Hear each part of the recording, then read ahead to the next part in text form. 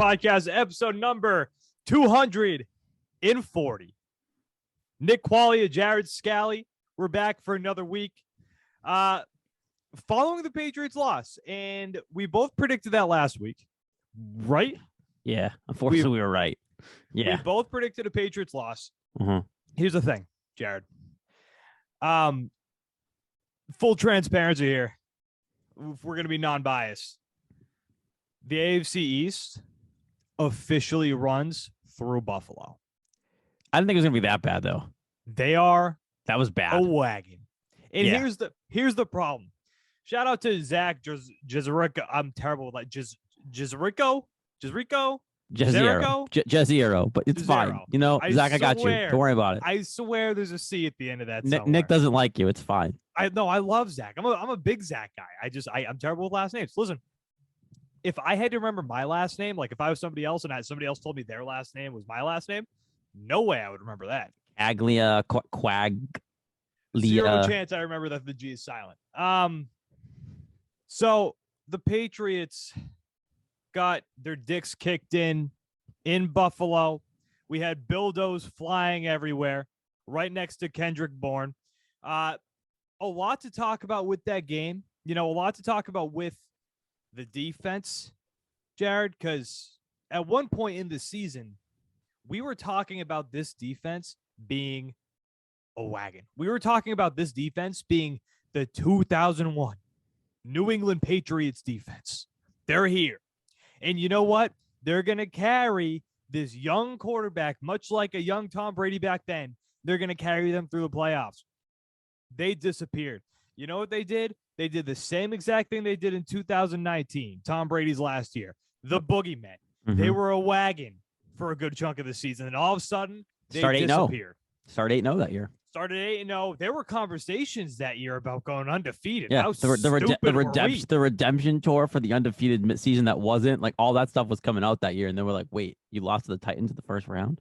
It was so dumb, which, rough. As it turns out, Mike Vrabel's a very good head coach. I'm on the Titans bandwagon, by the way. Like, I'm officially on Mike Vrabel's bandwagon. It's not going to do much because I don't think they're going to get past the Bengals, but I'm on the Mike Vrabel bandwagon. Really? I'm on the Mike Vrabel bandwagon. I think the Bengals and Titans game has the potential to be the best game of the weekend. It will be the best. I think it will be. I think the Chiefs stomp the Bills. They're at home. They're narrowhead. You know what? Like, that's the big one for me. Let's leave that for last. Let's leave that for last. Let's leave the divisional round for last. We have to move on from the Patriots season at some point, Nicholas. Right. So, but that's the thing. We got to talk about it. You know what's the worst part of it? And this is something you said on Twitter. I'm so used to this time of year going, all right, baseball starts in a month. Does it, though? Yeah, we don't even know. Like, probably not. Baseball's not even a thing right now. So, like, I can't just go, okay, we're talking about the Red Sox. Like, no. And we're going to talk about the MLB lockout now that football is basically over. But we're going to talk about that on a different show. But, you know, there's no reason for me to believe that this MLB lockout is going to resolve itself. Because the Players Association in MLB hate each other. They don't ever work out. No, the pitchers and catchers are supposed to report in like a month, and that's just not going to happen. Here's the thing, though. Like, we knew this was the case. Like, we knew this was coming up, and we knew that this was going to happen. Mm-hmm. It sucks, Jared, because I really think, I don't even know if I'm pronouncing his name right, but I really think Seiya Suzuki wants to be a member of the Boston Red Sox. He does. And I just want that confirmation because I want us to remember, again, I'm not a Hunter Renfroe hater, but people acted like we got rid of Babe Ruth when we got rid of Hunter Renfroe for Jackie Bradley. Newsflash, people. Hunter Renfroe, he's good, but that's all. And if we can replace him with Seiya Suzuki, I'll be plenty happy with that. The worst part of this, I know we're not talking Red Sox at all, but like the worst part about that is the lockout timing was that they traded Hunter Renfroe and then the lockout happened. So the last move they made was bringing Jackie Bradley Jr. back to the Red Sox. So like, yeah, if the next move was going to always be bringing Suzuki in, we'd be a lot less pissed about it if it just happened right away. But now we have to wait until probably March or April for Suzuki to be a Red Sox if he's going to be.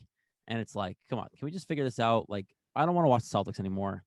The Bruins are mad at me. I'm not a big hockey guy. Like, can I just get my Red Sox back in time at least? Hey, Tuukka's back. And we're going to get into hockey, and I'm excited to get into hockey as we go further into the winter. Because the Bruins, they can turn it around. Looks like the Oilers have a strong potential to be selling off.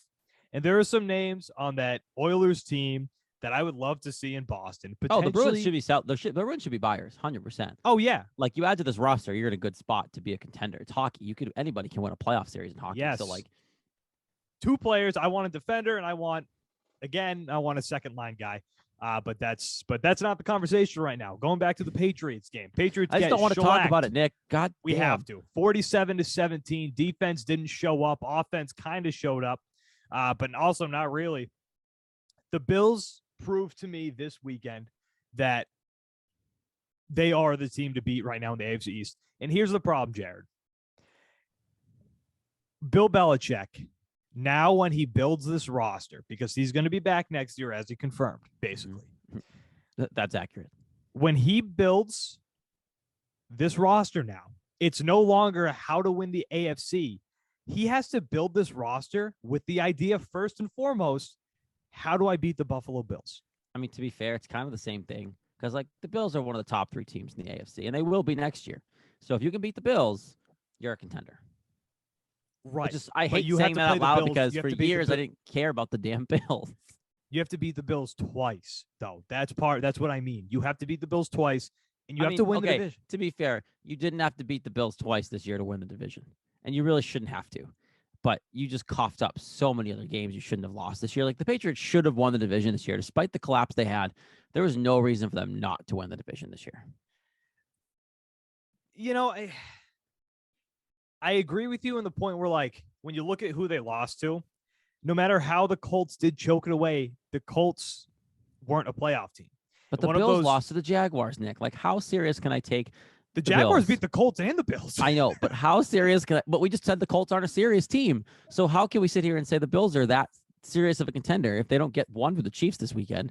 But also, if they couldn't even be the freaking Jaguars, and the Patriots blew their doors off.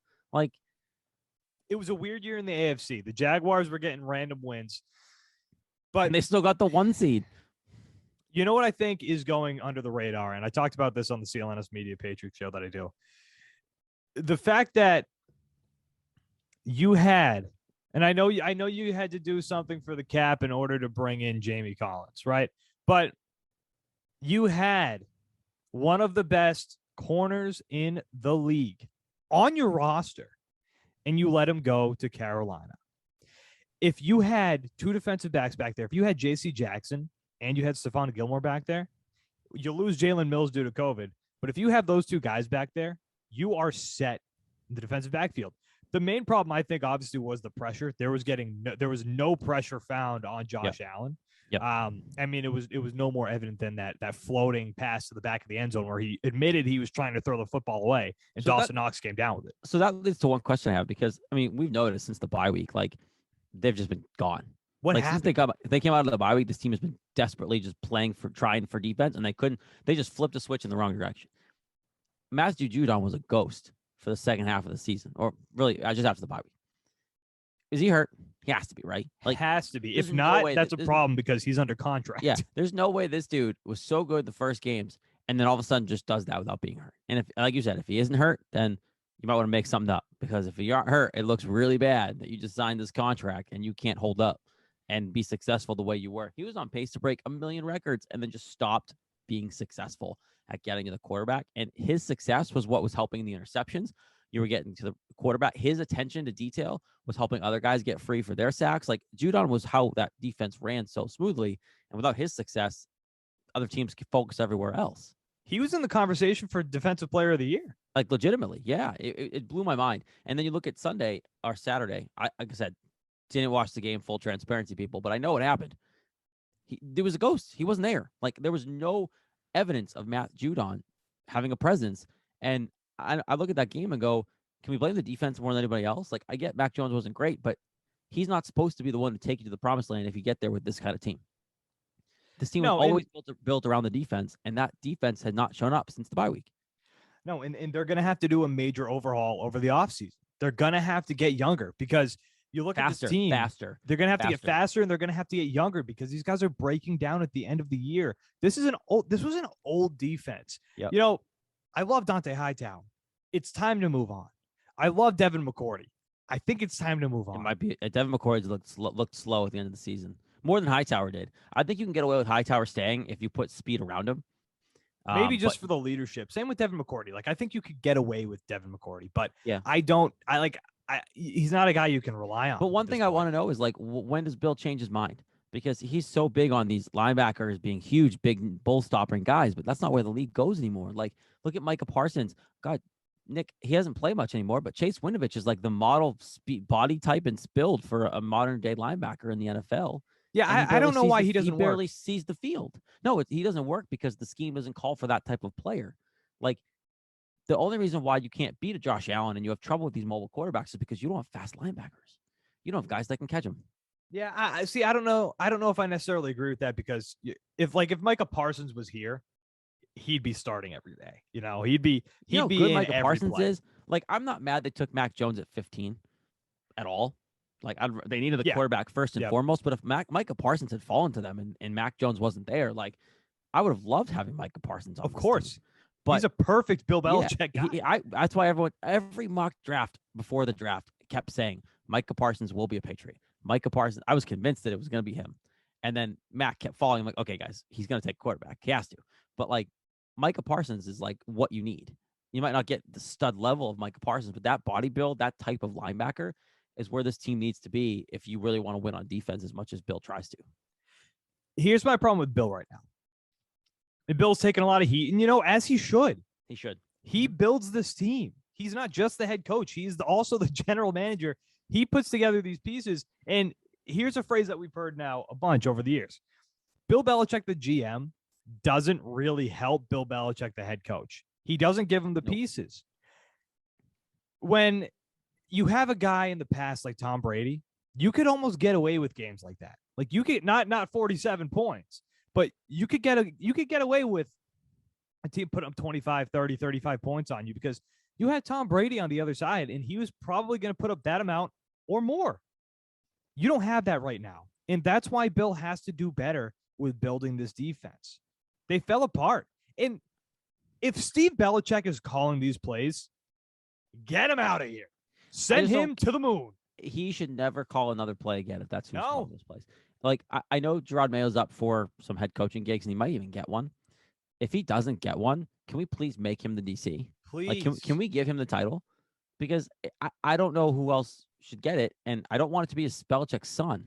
Like what? No, because he doesn't work. He's not good at it. He's not working. If you want him to be involved and like be under Mayo and learn more, fine. But like Gerard Mayo clearly knows what he's doing if he's getting all these interviews. Right? Yeah. There's got to be a reason why he's getting these interviews. And it's not just one team. It's almost every team has said they're going to interview him. Like Houston and Denver have for sure. Well, Houston's the obvious choice. Yeah. Because they're going to have some former Bill O'Brien's not going to be an option there, but everybody else will. Like anybody else, Brian Flores has gone down there. Brian Flores should get any job he wants. He's going to interview for all of them, and he's going to pick a job. He's going to pick a job. I don't know why. So apparently he's the one who wants Deshaun Watson, speaking of. Well, yeah, he was the one that said he told Tua apparently that they should have drafted Mac Jones. Yeah, and I like Brian Flores. I think he's a good head coach, but I don't agree with that kind of approach. It's a rough approach. It's a rough approach. Now, do I think he has success elsewhere? Yes, he'll be fine. If he goes to Chicago or Denver, like he'll be fine. But if he wants Deshaun Watson, like he can't go to Chicago. He can go to Denver and he can go to maybe New York because you can bring in Deshaun Watson. But if you're gonna go to Chicago and have Justin Fields, like I think you'll be fine. I think you would hope. He just didn't want Tua. Talks him too. He just didn't want Tua. I think that was the problem. Yeah, unless he goes to Chicago and it tells Justin Fields like, "Hey, fuck off." Hey, Justin Fields, we want Deshaun Watson. Yeah, because apparently that's what he's doing in Miami. Russ Wilson, guys, his name's up there this offseason. Yeah, speaking of Mac Jones, people were putting and you knew it was coming. It's the most insufferable people on social media right now, Patriots fan wise. Saw somebody posting, they were like, you guys got to keep the same energy that you had with Cam Newton with Mac Jones. No, you don't. Mac was fine in that game. Here's the problem. Here's the problem with Cam Newton. And I can't believe we're still having this conversation after the way that we saw him play in Carolina. Cam Newton's not good anymore. No, he's not. it's not All respect to Cam, former MVP, one of the most electric players of my lifetime. Yep. He's not good anymore. The Step reason the that field. Cam had that reaction was because he wasn't good here. He wasn't. I'm sorry. Mac wasn't bad in that game. He's not the reason that you lost. The Nelson Aguilar ball. People keep bringing that one up. If people are saying it wasn't a perfect ball. Nelson Aguilar did have to adjust to catch it. But either way, it was a really good ball. And Micah Hyde just made an incredible catch for the interception. Yeah, like that. There had to be 100% on for that interception to happen. Like at worst case, that ball should have just been batted down, but you can't blame that throw 100% on Mac. And the other thing is too, like about something like that, it's like okay, Cam had that type of reaction because he wasn't playing well and he wasn't a rookie. Like at that point, we were like, okay, this is Cam Newton now. Mac Jones is like, okay, he had a really good rookie season. He was on pace to break records. Yeah, he's going to get better. And no one's even like this is what pisses me off too, is like, why is no one bashing Kyler Murray? Like, people are, but like, why is no one saying, well, now we got to move on from Kyler Murray. Now we got to move on from him. Like, was it Skip Bayless today that said the Patriots should, it's Colin Cowherd. Colin Cowherd yesterday said he came out and said that Belichick should consider moving on from Mac Jones. Yeah, stop. Because Belichick should be interested in winning Super Bowls and not winning games. And some other franchise would take Mac Jones, and you can get a Russ Wilson to play for Bill Belichick or something like that. Like, can we stop? I want Mac Jones. Like Mac Mac is a good quarterback. About getting rid of the next 14 years of this franchise as a quarterback for a couple years of Russ, for 2 years of whatever player you bring in. Because Belichick's chasing Super Bowls because he's 70. Does Belichick even look like he's 70? Like, yeah. Like, I don't think he does. He looks old as shit. Like, I don't think he does, though. Like, I think Belichick will coach for like 5 more years. By the time he retires, someone else will be here. Mac Jones will still be the quarterback. You're going to win a couple Super Bowls with Mac Jones as your quarterback. That's just the way it's going to be. Nothing's ever going to come to what Brady did here. You're not going to win 6 Super Bowls in 20 years again. Right. And people need to realize that, like, that's never going to happen again. Just enjoy what you got from him, and then just live through Brady. Be a Bucs fan if you really care. Like, stop. I will say one of the few things I will say from that game, comparing quarterbacks there, Josh Allen's in what, year 4 now? 5, isn't it? 4 or 5, whatever. He's 25 years old, which is terrifying because he's going to be around the AFC East for a long time. The difference in just the velocity of the ball from when it leaves Mac Jones's hand and Josh Allen's, it's night and day. Josh Allen, and we know, like, Mac Jones, part of his critique coming out of college was he doesn't have that strong of an arm. Josh Allen coming out of college was like, okay, this guy's got a cannon, but is he accurate? He's accurate now. He's always had the arm. He throws a bullet, an absolute bullet. And the difference between the two when you see them side by side, almost crazy. But Mac's not the problem. Let's not pretend he's not the problem. Or let's not pretend he's the problem. You will win. It's just the division's no longer going to be a lock. Mac Jones isn't the problem. You're going to fight with Buffalo every year. It's going to be a normal football, not with dynasty. Don't get me wrong. I love the dynasty. It was fun to watch boring playoff wins like the Patriots, like the Bucs just did with the Philly Eagles on Sunday. Like, that's what used to be here. The Bucs literally did a playoff game and won could have won with Brady throwing lefty. It was so nice before to just like have the first round of the playoffs, and it was always division. And it was always never wild round. Like, and you just knew you were winning. The playoffs did not start for us as Patriots fans until the AFC title game every year. Insane. One game, then Super Bowl. And Super Bowl. Done. And it was insane. And even think back to the games, like, you want to go down memory lane. Think about like the games where they lost, even like the Denver one. That came down to a Steven Gostkowski missed field goal. Peyton Manning's final Super Bowl year. That came down to a Steven Gostkowski missed field goal. Anyway, I saw you point this out. I think it was today on Twitter or maybe last night. Shout out to me, by the way. Winner plus 129, Odell Beckham anytime touchdown. Didn't sweat that one at all. First quarterback. Are you kidding me? Dude, plus 129. I couldn't believe it. And that's such easy money. Yeah. But the Patriots need to find, and Dante Scarnecchia actually said this, the Patriots need to find Mac Jones a pinky. The receiving group that he has, I would love if that weren't the best of the best that they have. I mean, Or if like Brady was here. If Like Brady was here, if Brady this was would be 2019, Super Brady Bowl. would be raking records with that team. Yeah. Like two tight ends, like legitimately two tight ends. You have someone in Jacoby, like Brady with the roster that Mac Jones had this year would have been a lot better of a team. Yes. Yes, absolutely. But you said OBJ. I like that. Somebody who's in the conversation, and I don't think he's too far out of the question because you're seeing second round draft pick being thrown. Yeah, second round draft pick being thrown around for him. And the Patriots did that for Mohamed Sanu, which this guy's 1,000 times better than Mohamed Sanu was at that point. Calvin Ridley. If you can get Calvin Ridley here, God, stop. like that, that's it. That's all you need to do on offense.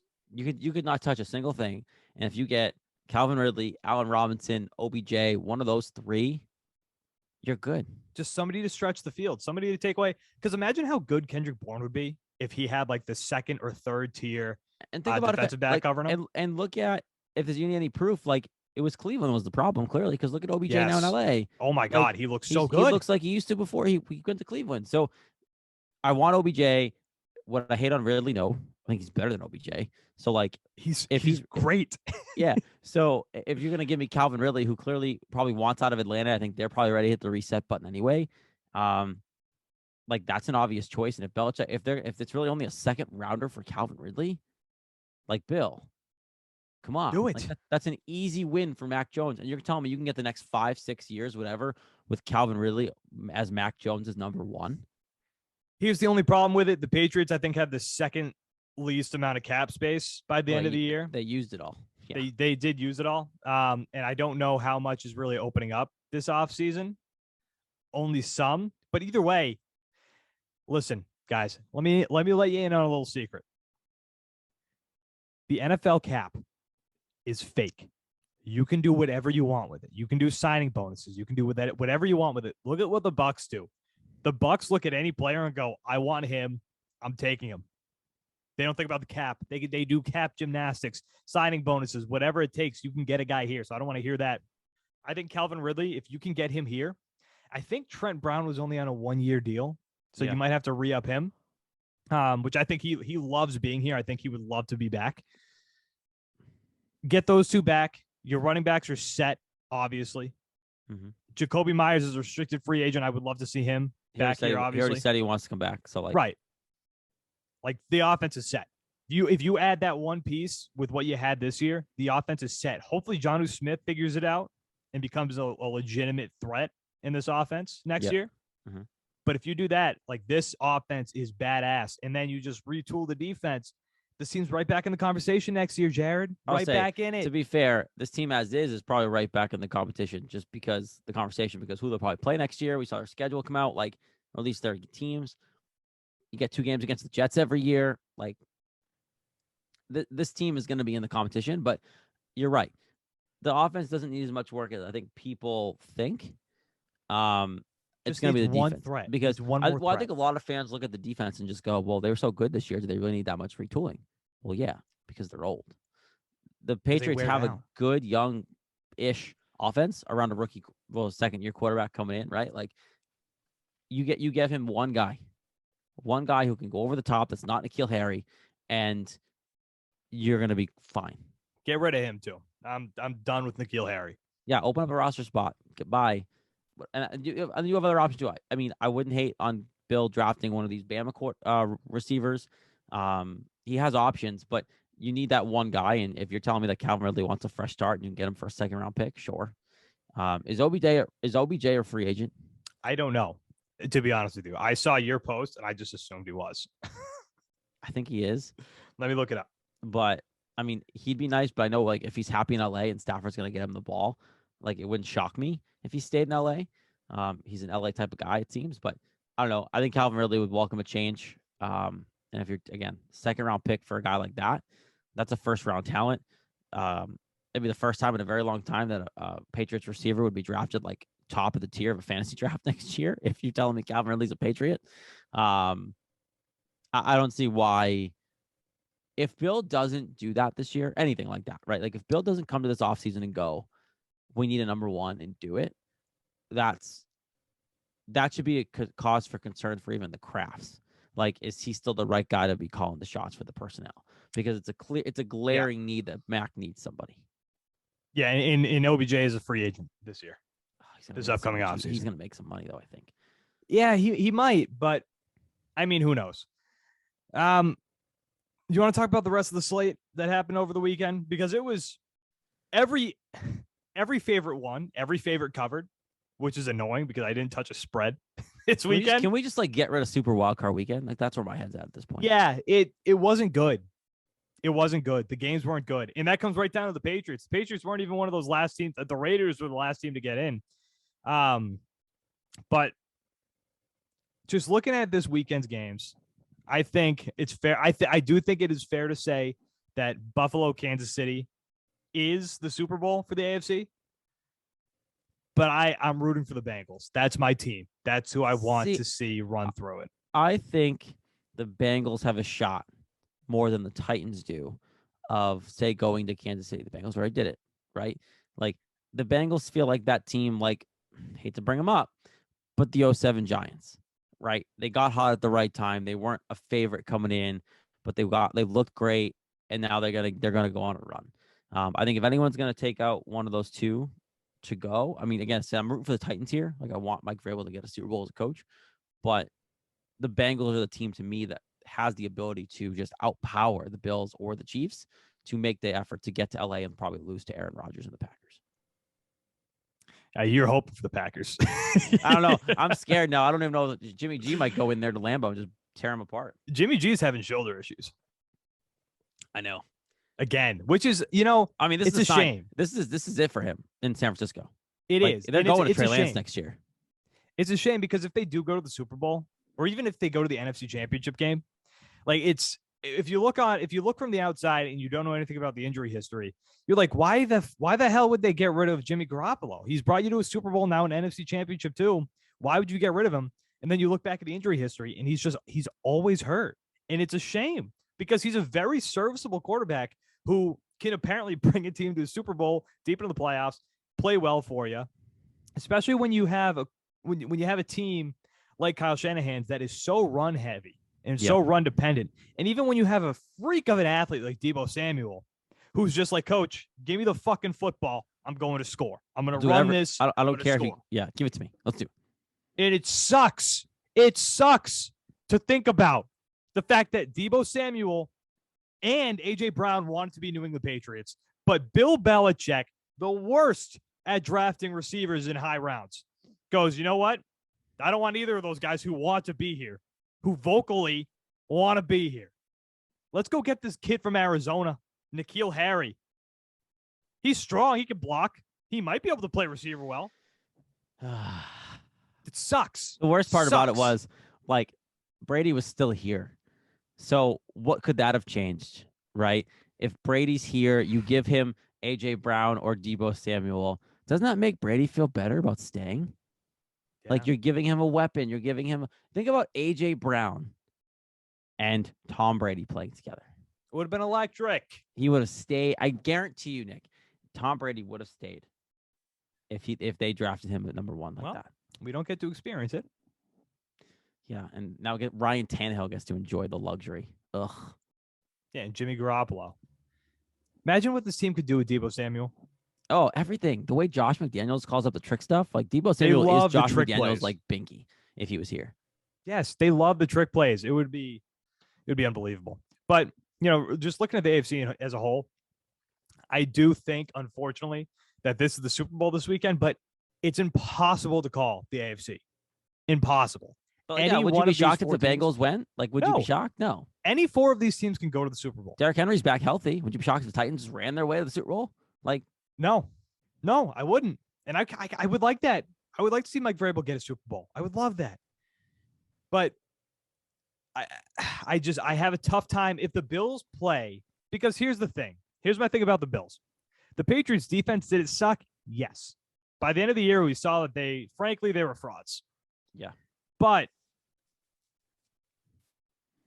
they aren't giving up the first perfect game in NFL history bad. They're not that bad. No. And they gave, legitimately, for people who don't know this, The Patriots gave up the first perfect game in NFL history. The Bills, every time they had the ball, they scored a touchdown. No field goals, no punts. Every single time they had the football. Did you know that? No, that I did not actually know that. The first perfect game in NFL history. Hey, we're breaking history again, guys. It's all right. Unbelievable. You know what the worst part is? The rest of the country loved it. Oh, God, yeah. Of course they did. Everyone's rooting for Bills Mafia right now. Are you kidding me? Not even that. Just to see the Patriots get their fucking doors blown off. Oh, like that. That was a party for 99% of the country. The Bills pitched the first perfect game in NFL history during the Super Bowl era. Every single drive, they scored a touchdown. No punts, guys. No not field even goals. Brady has done that, and you're gonna let Josh Allen do that? Oh no, that's how bad their defense was by the end of the year. And again, this is my point with that. I don't think the Patriots defense is that bad to the point where they would do that, although they did. But I just think that shows how good this Bills offense is and defense, but mainly how good this Bills offense is if they're clicking. And if they just found, this has to be a momentum. They're going to go into Kansas City, and I think they're going to win that game. And then I think they win the AFC Championship. And I think, listen, Josh Allen versus Aaron Rodgers in the Super Bowl, if the Packers make it on the NFC side, that's an awesome Super Bowl. I don't think the Bills win the Super Bowl. I just don't. Would I prefer the Bills to get there than the Chiefs? Yes. Like I actually texted our fanboy Zach Jaziero about this, our Bills Mafia Nation friend. I'm rooting for the Bills Saturday because I hate the Chiefs more than I hate the Bills. Like I'm over the Patrick Mahomes, Travis Kelce, like these frauds that keep telling me you're a dynasty. Like if you were a dynasty the way the Patriots were, this wouldn't be an issue on Saturday. This game wouldn't even be your AFC Championship plans. We'd already be making the plans to be at home or actually probably be on the road for the Titans game. Like Buffalo fans are concerned about this game on Saturday. We never were concerned about these divisional games, ever. You know how unconcerned we were about those divisional games. We didn't watch them sometimes. I only watched half of them sometimes. My buddy had his wedding, Tom Brady's final game in the divisional round. No, that was a wild card round. This is how unconcerned we were about the wild card round. The Patriots really never played wild card weekend. They were always the 1 seed or the 2 seed. From 2010 through that year, before that year, they were the 1 or the 2 seed every year. They didn't miss the playoffs. They were the 1 or the 2 seed every single year, except for that. So he booked his wedding on that night because the Patriots never play that night. And next thing you know, at his wedding, we're all in the corner, huddled around a phone, watching Brady's last game. Yeah, it's great. No, that's how little we were ever concerned about this. We're never concerned about it. And if the Patrick Mahomes Chiefs fans, like, this is a game you guys are concerned about. So there's nothing going to ever be like the dynasty the Patriots put up. You're not going to go through 10 straight years without being a bye team. I mean, obviously it's different now, but how many years of those were they the 1 seed? Like, they were the 1 seed more often than not. Yeah, no, it's crazy. What's your prediction? I already gave mine. Bills going to the Super Bowl. I think it's going to be the Bengals. Really? Yeah. I'm rooting for the Titans. I am. The Bengals are the team I want to see go. Yeah, I think it's going to be Bengals, Packers, and I do think the Packers win that game if they play them. Do you want to do this now? Do you have a lock of the week? I don't. But I can go find one. Go take a look at the spreads here real quick because I'm going to give mine. Well, actually, I need the number because sometimes it changes. So this is going to be, we're going to bring the segment back, the lock of the week here on the Couch Guys Sports Podcast, presented by Manscaped, the show. Are we sticking to the playoffs just to keep it simple?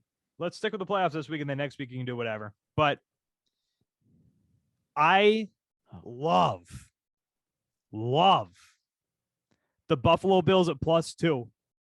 But more specifically, my pick is going to be Buffalo Bills +2. I think that's a lock. I do like a money line too. But I'm going to go Buffalo Bills +2. See, this is juicy. All right, mine's easy. Cincinnati Bengals +3.5. It's a nice line. Come on. Just got to lose by a field goal. It's a nice line. Just got to lose by a field goal. and they're not going to lose. Whoo! That was the lock of the week. Couch Guys Sports Podcast. Anything else? Are we ready to wrap? They're plus 165 money line, the Bengals. Slam it. I might slam it. Put those two. I gotta see where the public money is. Joey Burrow. That guy's got balls. He's already better than Tannehill. He's gonna be a force in this league. Remember a couple years ago, like there was a concern about the quarterback talent in the league because like everybody was aging out. Drew Brees, Phillip Rivers, Brady can retire. Brady can retire. It's fine. Brady eventually is gonna age out. It was just he's not gonna age out. I think he's just gonna quit. Well, like there was so much concern over it, and now you look at the rest of the teams or these young quarterbacks: Patty Mahomes, Herbert. Kyler Murray's fine. I believe Kyler Murray's a good quarterback. Mac Jones, Josh Allen, Patrick Mahomes. Patrick Mahomes and Josh Allen are like the elders of that young group. Yeah.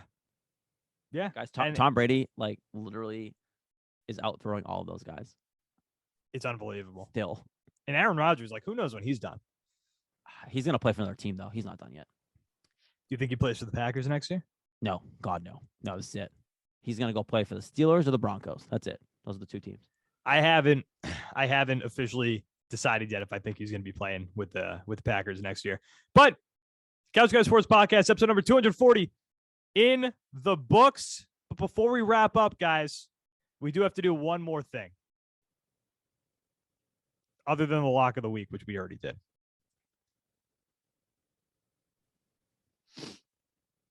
Just got to give me 1 second. I know what you forgot. It's our good friends. Yeah, they are. But you know what? We have such a long email thread. I just have no idea where it is. And I tried finding it earlier, and I just couldn't find it. Guys, I'm locked in, by the way. I did it. My lock of the week. I took the spread. All right.